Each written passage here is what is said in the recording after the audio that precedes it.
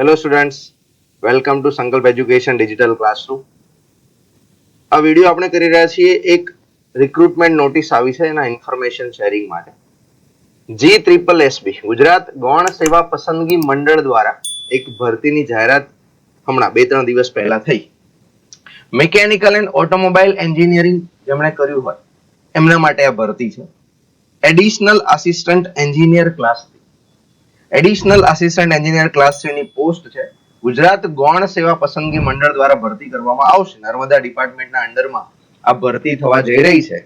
આ ભરતી વિશેની તમામ માહિતી આ વિડીયોની અંદર આપણે કવર કરેલી છે. ભરતીની અંદર વેકેન્સી સીટ્સ કેટલી છે, એલિજિબિલિટી શું છે, ઇમ્પોર્ટન્ટ ડેટ્સ શું ધ્યાનમાં રાખવાની છે, એક્ઝામ પેટર્ન શું છે. ઓલસો આ વિડીયોની અંદર આપણે પ્રીવિયસલી જે પેપર થયેલું છે સેમ પોસ્ટ માટેનું એડિશનલ આસિસ્ટન્ટ એન્જિનિયર મિકેનિકલ માટેનું, એમાં સબ્જેક્ટ વાઇઝ વેઇટેજ એનાલિસિસ શું હતું એની પણ ચર્ચા આપણે આ વિડીયોની અંદર કરેલી છે. તો આ વિડીયોને તમે લાસ્ટ સુધી જોજો જેથી કરીને તમને આ ભરતી પ્રક્રિયા વિશેની તમામ માહિતી મળી જાય અને કેવી રીતે તૈયારી કરવી એના વિશે પણ થોડોક આઈડિયા મળી જાય. અને આ વિડીયોને તમારા એવા મિત્રો સાથે શેર કરજો કે જેઓ આ એક્ઝામ માટે એલિજિબલ હોય. Advertisement number 348 number additional assistant engineer class 3 મિકેનિકલની પોસ્ટ છે. 15 સીટ આવેલી છે. 15 વેકેન્સીઝ આપી છે.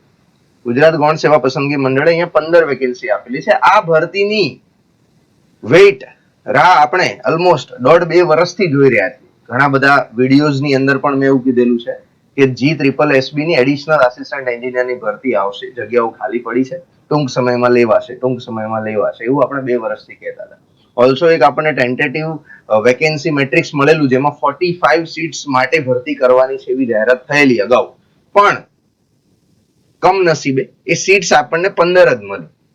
અહીંયા 45 હોવી જોઈતી હતી પણ 15 મળી. who knows, કદાચ એવું બની શકે ભરતી પૂરી થતા સીટ્સ વધારવામાં આવે, યા એવું બની શકે કે થોડા સમયમાં ફરી પાછી નેક્સ્ટ ભરતી આવી શકે. તો અત્યારે જે છે એના ઉપર ફોકસ કરીને એની મહેનત કરીને એ જોબને ટાર્ગેટ કરીશું. ભલે 15 તો 15 જેટલી સીટ આવી હોય એટલી, એના માટે આપણે પ્રિપેર રહીશું. 15 સીટ્સ માટે એડિશનલ આસિસ્ટન્ટ એન્જિનિયર છે. મિકેનિકલ એન્જિનિયરિંગ માટેની ભરતી છે. એલિજિબિલિટીની અંદર શું લખ્યું છે એડવર્ટાઇઝમેન્ટમાં એ સમજો. એવું લખ્યું છે ડિપ્લોમા ઇન એન્જિનિયરિંગ કરેલું હોય મિકેનિકલ અથવા ડિપ્લોમા ઇન એન્જિનિયરિંગ કરેલું હોય ઓટોમોબાઈલની અંદર. તો જેમણે ડિગ્રી કર્યું હશે 12th પછી એ લોકો એલિજિબલ નથી. જેમણે ડિપ્લોમા કર્યું છે એ લોકો એલિજિબલ છે. હા, ડિપ્લોમા કર્યા પછી સપોઝ તમે ડિગ્રી કરેલું હશે તો પણ તમે અહીંયા એલિજિબલ છો.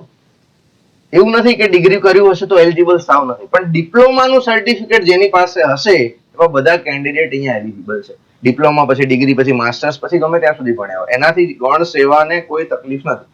જેમણે ડિપ્લોમાનું સર્ટિફિકેટ હોય એ લોકો અહીંયા એપ્લાય કરી શકશે. એજ લિમિટ અહીંયા આપેલી છે. તારીખ 11/9/2025 ના રોજ 18 વર્ષથી ઓછી નહીં અને 33 વર્ષથી વધારે નહીં, આવી રીતની એજ લિમિટ આપી છે. 18 થી ઓછી નહીં, 33 થી વધારે નહીં, એવી રીતની એજ લિમિટ છે. અને salary scale of course class 3 માં 49,600 ફિક્સ સેલેરી પે છે આવનારા 5 વર્ષ સુધી. ફિક્સ પગાર 5 વર્ષ સુધી અને પછી સ્કેલમાં પગાર મળી જશે જે આના કરતા પણ વધારે હશે. તો સારામાં સારી નોકરી કહી શકાય. ડિપ્લોમા જેમણે કર્યું છે, ડિપ્લોમા મિકેનિકલ કે ઓટોમોબાઈલ કર્યું છે એમના માટે, ખાસ તો ઓટોમોબાઈલ એન્જિનિયર્સ માટે ગવર્મેન્ટ જોબનો એક ઓર ચાન્સ મળી ગયો એવું કહી શકીએ આપણે. બીકોઝ AIMB ની અંદર ડિપ્લોમા ઓટોમોબાઈલ વાળા કેન્ડિડેટ એલિજિબલ હતા. એ પછી બીજી કોઈ ભરતી આવતી નથી અને ઓટોમોબાઈલ એન્જિનિયરિંગ માટે ગવર્મેન્ટ જોબ બહુ ઓછી હોય છે. તો એમના માટે આ એક ગોલ્ડન ઓપોર્ચ્યુનિટી કહી શકાય કે એક સરકારી નોકરી મેળવવાની તક મળી છે. ડેટ્સ વિશે વાત કરીએ તો 28 ઓગસ્ટ 2025 થી એપ્લિકેશન ભરવાનું ચાલુ થઈ ગયું છે. એપ્લિકેશન ફોર્મ ભરવાની લિંક આ વિડીયોના નીચે ડિસ્ક્રિપ્શનમાં હું તમને આપી દઉં છું. ત્યાંથી તમે ડાયરેક્ટ એપ્લિકેશન કરી દો. સૌથી પહેલું સ્ટેપ કોઈ પણ કોમ્પિટિટિવ એક્ઝામ પાસ કરવા માટેનું શું છે તો ફોર્મ ભરવું. સૌથી પહેલા ઓજસ પર જઈને ફોર્મ ભરી દેજો. લિંક તમને વિડીયોના નીચે ડિસ્ક્રિપ્શનમાં આપી દઈશ. ત્યાંથી ડાયરેક્ટ ફોર્મ ભરી દો. આજે જ ભરી દો, વેઇટ ના કરતા છેલ્લા દિવસો. લાસ્ટ ડેટ કઈ છે તો 11 September. 11th September last date છે. લાસ્ટ ડેટ નો વેઇટ ના કરતા ઘણી બધી વખત લાસ્ટ ડેટ ભરીશું, છેલ્લે ભરીશું એમ કરતા ફોર્મ ભરવાનું ચૂકાઈ જતું હોય છે. તો એવું ના થાય એનું ધ્યાન રાખજો. આ થઈ ડેટ્સ. હા, એક્ઝામની ડેટ વિશે અત્યારે ગૌણ સેવાએ કોઈ આઈડિયા આપ્યો નથી.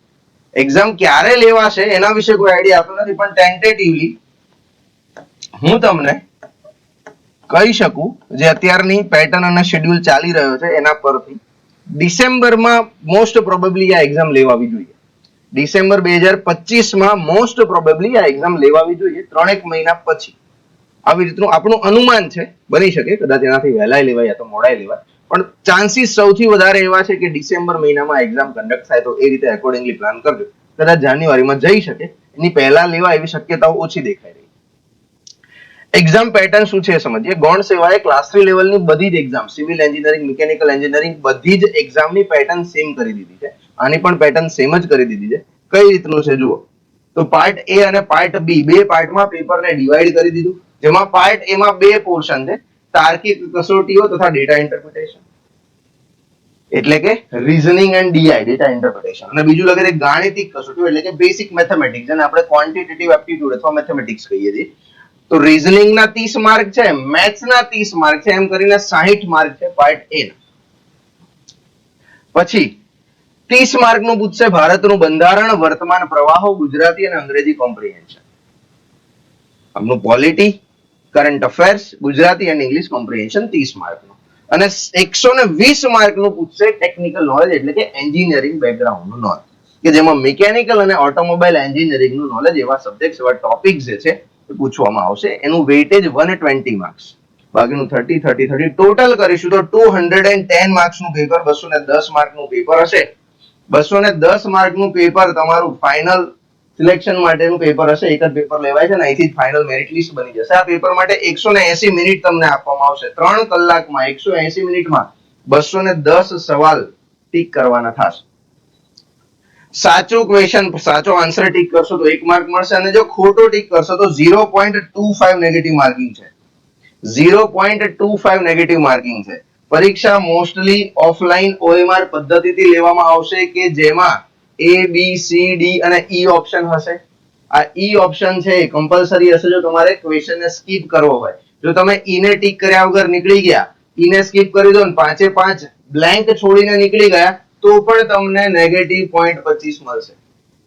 એટલે કે જો તમારે ક્વેશ્ચન સ્કીપ કરવો હોય, OMR પદ્ધતિમાં આ જનરલી પ્રેક્ટિસ યુઝ થાય છે, OMR થી પેપર લેવાશે, તો E ઓપ્શન ને તમારે બ્લેન્ક, તમારે આન્સર ટીક ન કરવો હોય, છોડી દેવો હોય, તો E ટીક કરીને જવાનું હોય છે. જીપીએસસી માં પણ આ જ પેટર્ન ફોલો થાય છે, અહીંયા પણ આ જ પેટર્ન ફોલો થશે. તો સિલેબસ જે છે થોડો ચેન્જ થયો છે. અગાઉની ભરતીની અંદર પેપર જે હતું એ 100 માર્ક્સ નું આવતું હતું, હવે પેપર 210 માર્કનું થયું, જેમાં મેથ્સ, રીઝનિંગ 30 એટલે કે 60 માર્કનું એડ કરી દીધું. બંધારણ, કરંટ અફેર્સ, ગુજરાતી, ઇંગ્લિશ છે, અને ટેકનિકલ 120 માર્કનું પૂછી કાઢ્યું. આમ જોવા જઈએ તો પેટર્ન અઘરી નથી, પેટર્ન સહેલી છે. જેને સ્કોર કરવો છે, જેને સિલેક્ટ થવું છે, એના માટે ઈઝી છે. કેમ ઈઝી છે? કેમ કે મેથ્સ, રીઝનિંગ 30 અને 30 નું રોકડિયા માર્ક્સ વાળો ટોપિક છે. તમે એન્જિનિયર છો, એમાંય તમે તો મિકેનિકલ કે ઓટોમોબાઈલ એન્જિનિયર છો, એટલે તમારું મેથ્સ, રીઝનિંગ તો સારું હશે જ, એવી હું આશા રાખું છું. અગર સારું ના હોય તો ઇનફ પ્રેક્ટિસ કરો મેથ્સ, રીઝનિંગમાં. અહીંયા 60 માંથી 60 આવશે. કદાચ એવું બને કે 2-3 માર્ક્સ તમે મૂકી આવો, બાકી નહીં, અહીંયા લોસ નહીં આવે. અહીંયા પૂરેપૂરા માર્ક્સ આવવાની સંભાવના છે. જો અહીંયા તમે સારો સ્કોર કરી લેશો તો તમારું નામ મેરિટમાં આવવાના ચાન્સ વધી જશે. બીકોઝ તમે ટેકનિકલ તો તમને આવડે જ છે, તમે ઘણી બધી એક્ઝામની તૈયારી ટેકનિકલમાં ઓલરેડી કરી રહ્યા હશો, તો તમે ટેકનિકલનો તો ફાયદો અહીંયા થવાનો છે, જેનું વેઇટેજ હાઈએસ્ટ 120 માર્કનું મૂકી દીધું. તો આ થઈ ગઈ એક્ઝામ પેટર્ન.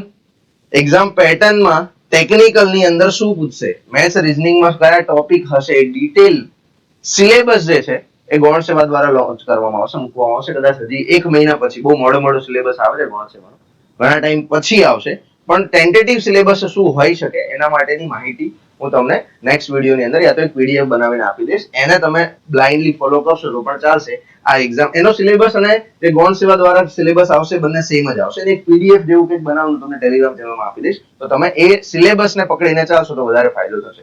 અત્યારે અનુમાન લગાવવું હોય કે ટેકનિકલમાં શું પૂછશે ને કેટલું પૂછશે, તો આપણે પ્રીવિયસ પેપર એનાલિસિસ કરી શકીએ છીએ. 192 નંબરની જાહેરાત હતી ડબલ એડિશનલ આસિસ્ટન્ટ એન્જિનિયર, 2021-22 ભરતી થઈ હતી. એની અંદર કેવી રીતનું વેઇટેજ હતું, કયા કયા સબ્જેક્ટનું, એ સમજીએ તો થોડોક વધારે આઈડિયા આવે. તો એ પેપરની અંદર 60 માર્કનું ટેકનિકલ હતું, ઓનલી 60 માર્ક્સ. અત્યારે હવે 120 માર્ક્સનું પૂછશે. તો 60 માર્ક્સના ટેકનિકલમાં એમને થર્મોડાયનેમિક્સ નતું પૂછ્યું, એમને હીટ ટ્રાન્સફર નતું પૂછ્યું, એમને આરએસી પૂછ્યું હતું 4 માર્ક. એટલે થર્મો, હીટ ટ્રાન્સફર અને આરએસી, આ ત્રણે ભેગું થઈને 4 માર્ક ગણી શકાય.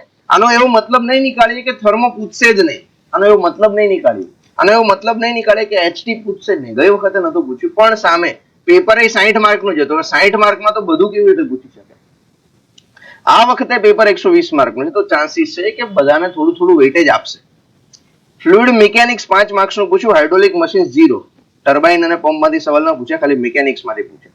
પાવર પ્લાન્ટ એન્જિનિયરિંગનો એક સવાલ પૂછ્યો, આઈસી એન્જિનમાંથી 13 સવાલ, 60 માંથી 13 માર્ક્સનું વેટેજ એમણે ખાલી આઈસી એન્જિનને આપી દીધું. ઘણું સારું વેટેજ, ઘણું વધારે પૂછી કાઢ્યું આઈસી એન્જિન. એન્જિનિયરિંગ મિકેનિક્સમાંથી 0 અને સોમ સ્ટ્રેન્થ ઓફ મટીરિયલ્સમાંથી એક સવાલ. થિયરી ઓફ મશીન્સમાંથી 6, આ બી ઘણો સ્કોરિંગ સબ્જેક્ટ રહ્યો તો ડબલ એ માટે 6 ક્વેશ્ચન પૂછી કાઢ્યા. મશીન ડિઝાઇનમાંથી 3 questions, MD machine design. Material સાયન્સમાંથી 2 ક્વેશ્ચન પૂછ્યા. Manufacturing metrology inspection and CIM, manufacturing પ્રોસેસમાંથી 9 ક્વેશ્ચન્સ પૂછ્યા હતા. અને ઓટોમોબાઈલ એન્જિનિયરિંગમાંથી 16 ક્વેશ્ચન. અગેન ઓટોમોબાઈલ એન્જિનિયરિંગનું વેટેજ અહીંયા સારું એવું રહ્યું હતું. ઓટોમોબાઈલમાંથી 16 સવાલ પૂછી કાઢ્યા, એ પણ થિયોરિટિકલ ઈઝી સવાલ હતા. ન્યુમેરિકલ કે એવા કોઈ સવાલ અહીંયા પૂછવામાં નતા આવ્યા. 60 ક્વેશ્ચન જે પેપરની અંદર પૂછવામાં આવ્યા હતા એ બધા જ નોર્મલ સવાલ હતા. હા, બની શકે કન્સેપ્ચ્યુઅલી થોડા અઘરા લાગ્યા હોય, પણ ન્યુમેરિકલ કે એન્જિનિયરિંગ સર્વિસીસમાં કે એઆઈએમવી જેવા પેપરમાં ન્યુમેરિકલ પૂછાય છે એવા કોઈ સવાલ લાસ્ટ ટાઈમ ગોણ સેવાય નતા પૂછ્યા. બની શકે આ વખતે પણ એ જ લેવલનું પેપર હશે. આપણે એ લેવલના એમસીક્યુ ની તૈયારી કરવી જોઈએ, એ લેવલના સબ્જેક્ટ્સનું રીડિંગ કરવું જોઈએ. તો આના પરથી આપણને થોડોક આઈડિયા આવશે કે આટલા ટોપિક્સ અહીંયા લખેલા છે, ટેકનિકલમાં એ તો કરવા જ પડશે. એમાં સૌથી વધારે વેટેજ આઈસી એન્જિન અને ઓટોમોબાઈલને આપીશું, બીકોઝ લાસ્ટ ટાઈમના પેપરમાં આઈસી એન્જિન ઓટોમોબાઈલ ઘણું વધારે પૂછેલું છે. મેન્યુફેક્ચરિંગ અને થિયરી ઓફ મશીન પણ પૂછેલું છે. તો આ સબ્જેક્ટ્સનું વેટેજ વધારે હોઈ શકે, ચાન્સીસ છે. એનો મતલબ એ નથી કે બીજા સબ્જેક્ટે નહીં પૂછે અથવા ઓછા પૂછશે, પણ આપણે ચાન્સ પર જઈએ તો પ્રાયોરિટી આ ટોપિક્સને આપીએ તો સારો સ્કોર થવાની સંભાવના વધી જાય. તો આ વાત થઈ ગઈ વેટેજ એનાલિસિસની. એક્ઝામ ડેટ વિશે આપણે ડિસ્કશન કરી લીધું. હવે આની તૈયારી કરવાની કેવી રીતે, ડબલ એ ની તૈયારી કેવી રીતે કરવી? તો જે વિદ્યાર્થી મિત્રો જૂના સ્ટુડન્ટ્સ છે, જેમણે ઓલરેડી ટેકનિકલની તૈયારી કરી જ લીધી છે, જેમનું ટેકનિકલ સ્ટ્રોંગ છે, જેમણે એઆઈએમવી ની તૈયારી કરી છે, જેમણે જીએસસીએલ ની તૈયારી કરી છે, જેમણે એઆરટીઓ માટે તૈયારી કરી છે, એમને ટેકનિકલ સબ્જેક્ટ્સમાં કંઈ નવું કરવાની જરૂર નથી. એના એ જ સબ્જેક્ટ, એ જ ટોપિક, એ જ થિયોરી, એ જ એમસીક્યુ પ્રેક્ટિસ કરશો, અહીંયા સારામાં સારો સ્કોર આવશે. હા, જે નોન ટેક વાળો મેથ્સ રીઝનિંગ નો પાર્ટ છે એના માટે તમારે અલગથી તૈયારી કરવી પડશે.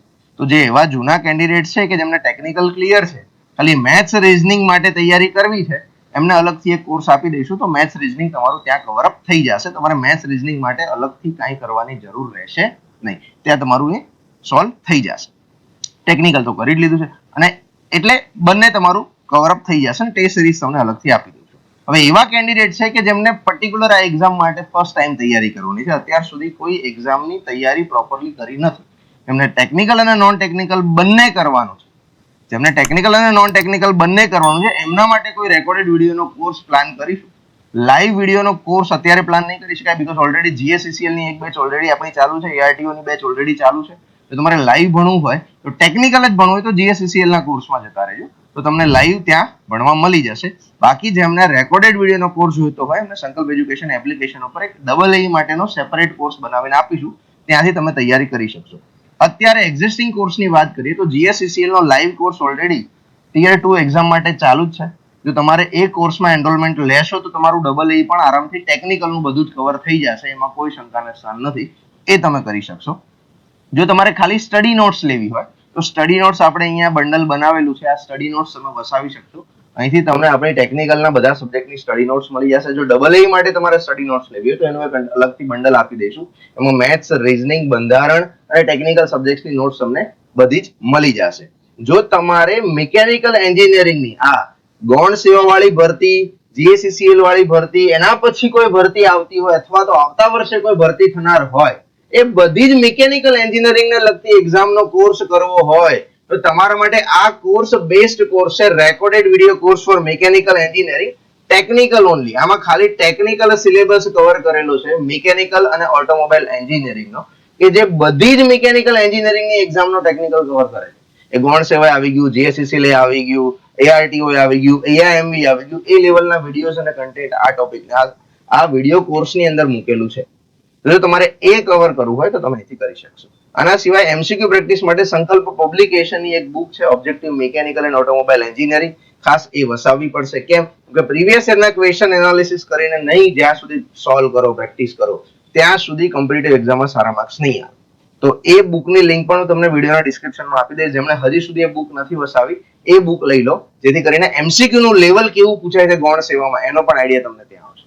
જીપીએસસી કેવું પૂછે છે, ગૌણ સેવા કેવું પૂછે છે, જીએસસીસીએલ કેવું પૂછે છે, આ બધું જ તમને ત્યાંથી ખબર પડી જશે. તો આઈ હોપ ભરતી વિશેની તમામ માહિતી તમને ક્લિયર થઈ ગઈ હશે ગૌણ સેવાની. ઓલસો કેવી રીતે તૈયારી કરવી, કેવી રીતે સબ્જેક્ટને વેટેજ આપવું અને કયા કયા ટોપિકમાંથી કેટલું કેટલું પૂછાઈ શકે એનો પણ આઈડિયા ક્લિયર થઈ ગયો હશે. થોડી વેઇટ કરી લેજો, એકાદ વીક જેવી.